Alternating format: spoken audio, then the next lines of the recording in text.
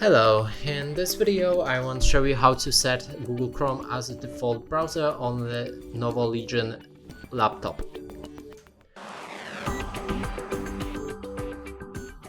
To do this, we'll need to open our Start, then head on to your settings.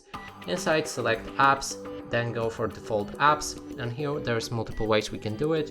And the first one is to find Google Chrome right here in Search Apps. Select it, and then simply change then simply set it as a default right here, and it will change automatically for most of the extensions.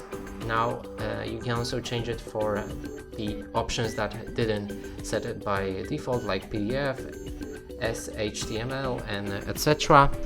Other way to do it is to scroll down with the settings, and here we have choose default by a link type, and here you need to manually find all of the HTTP and etc. And that's it for this video. Hope you like it. Please consider subscribing to our channel, leave a like and a comment below.